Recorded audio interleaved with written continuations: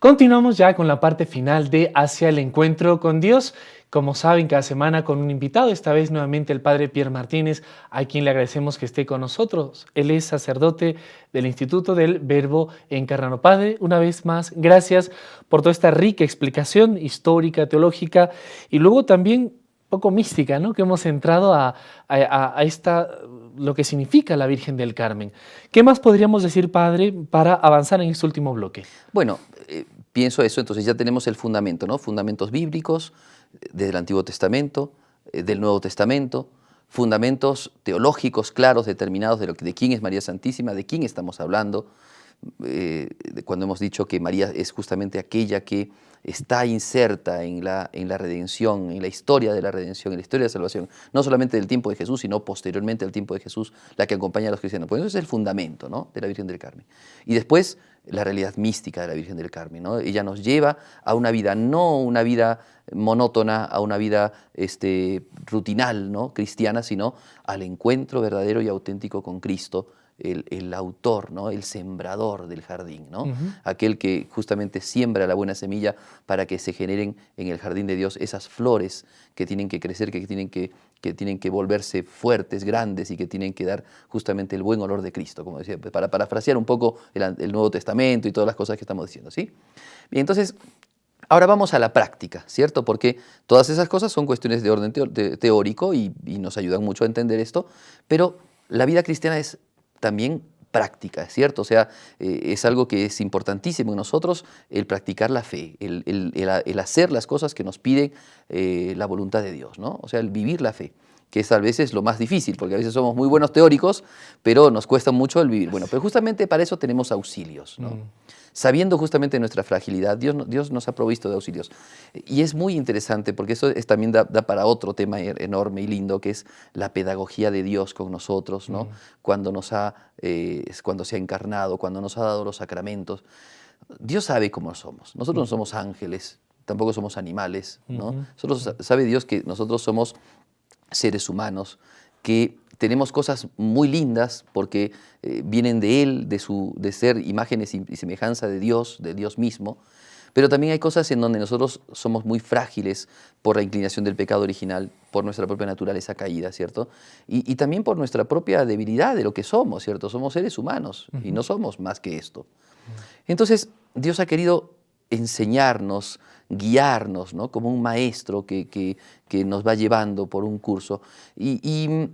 Y en esto nos ha querido dar elementos, ¿no? Los principales elementos de nuestra santificación son los sacramentos. Pero los sacramentos también hacen recurso, y justamente lo propio de Dios es hacer recurso a cosas materiales. En el estudio de los sacramentos, ¿cierto?, el estudio tradicional de los sacramentos, se habla siempre de la cuestión material del sacramento y de la cuestión formal del sacramento, ¿no? La cuestión formal del sacramento es generalmente las llamadas fórmulas con las que se realiza el sacramento. Y lo material del sacramento es sobre lo que se realiza el sacramento, ¿no? Por ejemplo, la Eucaristía tiene una forma, que es la fórmula, ¿no?, cuando el sacerdote consagra, ¿no?, con las palabras mismas que Jesús dijo. Y la materia propia de la Eucaristía es las especies con las que se elabora el sacramento, ¿no?, que son justamente el pan de trigo y el vino de uva, ¿sí? Bueno, cosas materiales. Ahora, el sacramento de la Eucaristía nos expresa algo, no solamente nos muestra que Jesús hizo este milagro, sino nos expresa ¿qué cosa? A Jesús, la presencia real de Jesús. Pero ¿cuál es esa presencia real de Jesús? La presencia de Jesús que está muriendo por nosotros en la cruz, el derramamiento de su sangre, el sacrificio, ¿no? El sacrificio. Por eso que a la Santa Misa se le llama el santo sacrificio de la cruz, ¿cierto? Bueno, eso es una expresión, ¿te das cuenta? Es un signo. Dios nos expresa algo, pero en signo. Porque ese es el modo de entender del hombre. Utiliza entonces materia, utiliza cosas. Y así entonces en orden están los sacramentos como primeras cosas, pero también están los sacramentales, que son ciertos elementos de los que Dios también nos da, o que Dios, perdón, también nos da, y de lo que nosotros nos podemos servir para también ayudarnos, ¿no? No como cosa principal, pero sí como cosa importante, aunque secundaria, para ayudarnos en nuestro caminar en esta vida, como viadores hacia la patria eterna, ¿no?, en nuestro caminar espiritual, ¿no?, en nuestra vida de cristianos. Y uno de esos es el escapulario. La Virgen María le dijo a San Simón Stock, este sexto general de los jesuitas, se le apareció... De los carmelitas. Perdón, de los carmelitas. Se le apareció y le dice, ¿no? Bueno, yo, digamos, te voy a dar este hábito. Antes, perdón, quería decirte que el escapulario no era nada novedoso, ¿no? Ya otras órdenes utilizaban el escapulario. De sus propias órdenes. Claro, el escapulario era una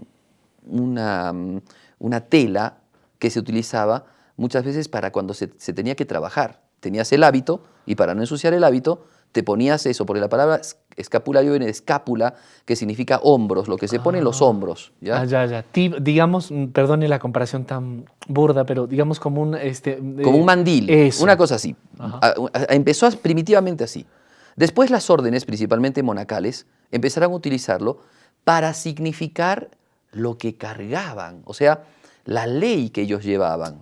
Por ejemplo, la cartuja, por ejemplo, no sé, los benedictinos utilizaban el escapulario para mostrar qué los representaba a ellos, o sea, qué cosas seguían, a quién seguían, ¿no? Entonces era una manera de identificarse como hábito religioso, pero también una manera de decir, bueno, esto vamos llevando nosotros, esa es nuestra ley, ¿no? Esa es la ley evangélica que vamos llevando.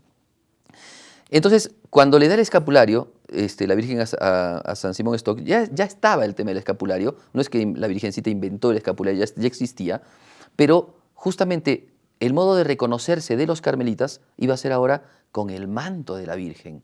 O sea, ella como escapulario le daba justamente su manto, ¿no? Su protección. Era justamente ella la que le decía, quien llevase este manto, llevase este escapulario, esto sobre los hombros, ¿no?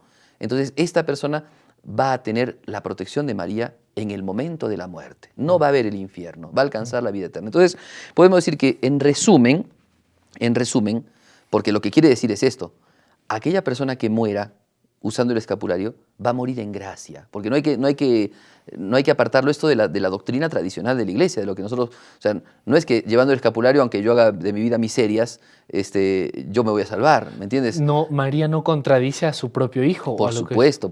Entonces, ahora, esa gracia puede ser esa gracia habitual que Dios entrega, ¿no? y que entrega por medio de los sacramentos.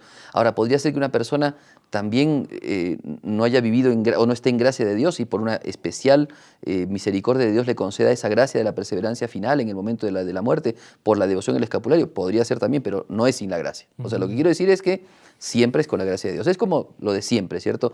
Si hay salvación de una persona, esa salvación siempre va a ser por Cristo y por la manera como Cristo nos dejó la justificación, que es por medio de la gracia, ¿no?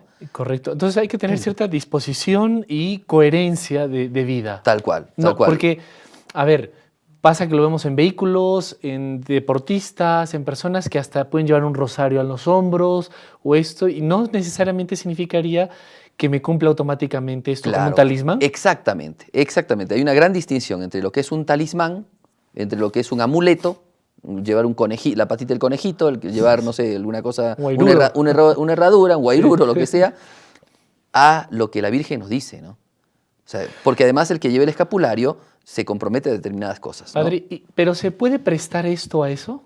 Si no hay una debida formación. Por supuesto, de hecho hay muchas personas que hacen cosas así, no solamente con esto, ahora que estamos en el tiempo del Mundial, tú ves, digamos, chicos, jugadores de fútbol que entran a la cancha, hacen su señal de la cruz, uno dice, uy, que es católico este muchacho, pero dan tres saltitos como una cábala, ¿no? Para entrar a la cancha. Entonces hay como una gran ignorancia en estos temas religiosos hoy día, lamentablemente, y hay personas que ciertamente, así como usan el rosarito, ¿no? El rosario que lo ponen en su cuello, a veces lo usan no para rezar, sino sencillamente como una especie de amuleto, ¿cierto? Ahora, también hay que pensar en cada persona, que no siempre es así. Hay personas que tal vez no lo recen, pero saben que la Virgen los va a proteger con esto. O sea, y esto ya no es un talismán, ¿te das cuenta? No es un amuleto. Sencillamente se dan cuenta que esa imagen de María, esa imagen del rosario, esa imagen del Cristo que llevan en el rosario, es justamente la señal del cristiano que nos protege. Y eso es la verdad. O sea, acá y ahí no hay ningún tipo de superstición, ni cosa mágica, ni mucho menos, ¿no? Entonces, la primera cosa que decíamos es que la Virgencita lo que nos promete es esta cuestión de el morir en gracia, ¿no? Y después Nada más y nada menos. Oh, Dios mío, la perseverancia final es la gracia de las gracias. O sea, ¿de qué le vale a una persona conquistar el mundo si pierde su alma, ¿no? ¿De qué le vale a una persona ser un gran apóstol, ¿no? Si muere sin la gracia de Dios, sería terrible. Bueno, entonces tenemos eso. Eso es muy importante, ¿no? Para tomar en cuenta. Y después lo de esa promesa sabática, ¿no? Si muere, como va a morir en gracia, pero no ha podido alcanzar la vida eterna aún, ese sábado la Virgen lo va a llevar a la vida eterna.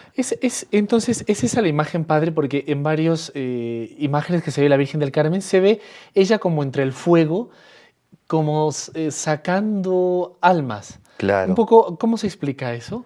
Sí, yo creo que es eso. Me haces acordar Ajá, de cuando yo era chico, ajá. una imagen que tenía mi abuelita. Yo me acuerdo mucho de mi familia, Sí. de mi abuelita. ¿Cuánto nos transmiten? ¿No? Para Claro, bien. por supuesto.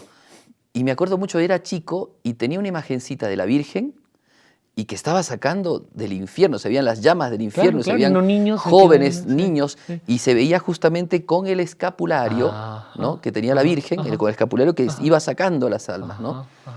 Yo, ante esa imagen, claro, un niñito se horroriza, ¿no? Claro. Y yo le preguntaba a mi abuela, ¿no? Y ella Claro. me decía, es la Virgen que saca a las almas. No sabía lo del escapulario, no tenía ni idea yo del escapulario, pero es la Virgen, decía, que saca las almas. Ella las saca no del infierno, me decía, sino del purgatorio. Son dos cosas distintas. Recuérdenos, por favor, la diferencia en dos Claro, palabritas. porque evidentemente del infierno no se sale más. Jesucristo lo dice en la parábola de Simeón y Lázaro, ¿no? Ajá. Entre ustedes y nosotros hay una brecha enorme que nadie de acá puede ir para allá, ni nadie de allá puede venir para acá. Del infierno no se sale más, ¿no? ¿Y entonces la Virgen dónde está? Claro, y Jesucristo le dice, id al fuego eterno, ¿no? Preparado para el demonio y sus ángeles, es eterno el fuego, no se sale de allí.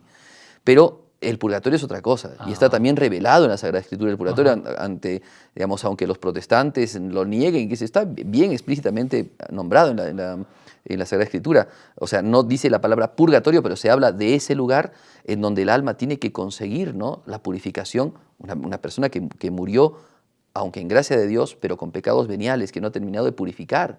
Claro. Entonces tiene que alcanzar la vida eterna. Yo no sé si nos da el tiempo, pero yo tengo un pasaje chiquititito acerca de esto. Padre. Había un hermano religioso, amigo del Padre Pío, muy amigo del Padre Pío, Sí. de San Pío de Pietrelcina. Sí. Y este era un hombre súper bueno, súper bueno. Sería un ángel era para los niños. Y siempre se compraba, la gente le regalaba unas moneditas, y él se compraba siempre caramelitos para darle a los niños, o estampitas o cosas así. Entonces cada vez que venía un niñito siempre tenía algo para darle, ¿no? Una cosa muy simpática, muy linda. Bueno, cuando mueren se prometen el volver de donde estaban para que rezaran si es que hacía falta, ¿no? Y dice que murió y se le apareció al Padre Pío. Y se apareció y le dijo que estaba en el purgatorio. Wow. Y cuando le dijo por qué, porque yo sin permiso me compraba caramelitos para los niños. Ay, ¡Wow!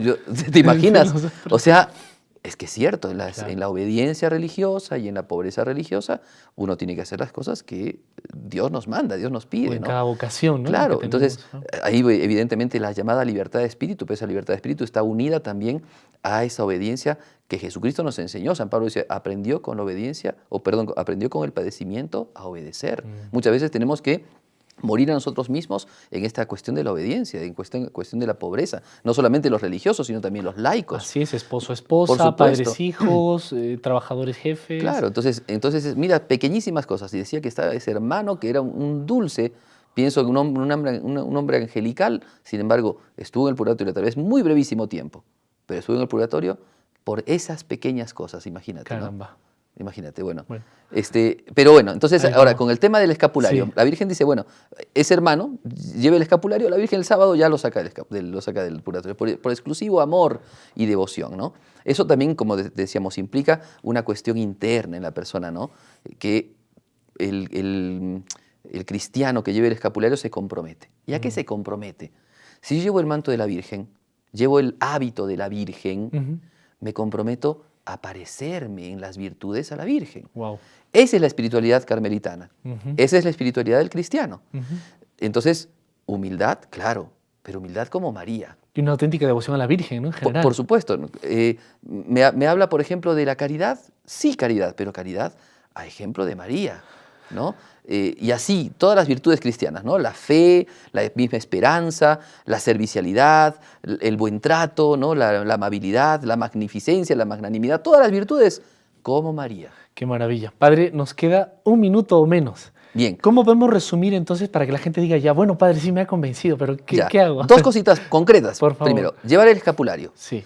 Para llevar el escapulario, yo acá tengo Sí. un ejemplito de escapulario. Sí. Para llevar, este es el escapulario, ¿ven? Sí. Es de telita. Ajá. El Papa Pío XII dijo que podía cambiarse el escapulario por la medalla escapulario. La ¿ya? que tengo yo. Que es la, sí, la Yo que tengo tenemos aquí, bastantes. sí, sí, sí. Bueno, entonces el escapulario uno lo puede adquirir, generalmente los monasterios carmelitas son los que distribuyen los escapularios, ¿no? Sí. Son justamente telitas, Ajá. ¿cierto? Género que están ataditos y que se ponen en los hombros, ¿no? Sí.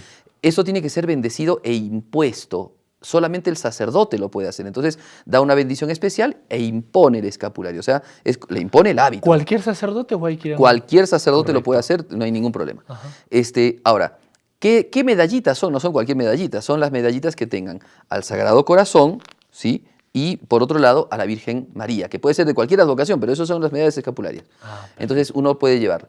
El Papa Pío XII recomendó, ¿no?, que si bien se podía intercambiar esto, o sea, en vez del escapulario de tela ponerse la medalla medallita, escapular. sin embargo, recomendaba el uso porque era un signo más claro el usar digamos, el escapulario en telita que usar el escapulario de medallita.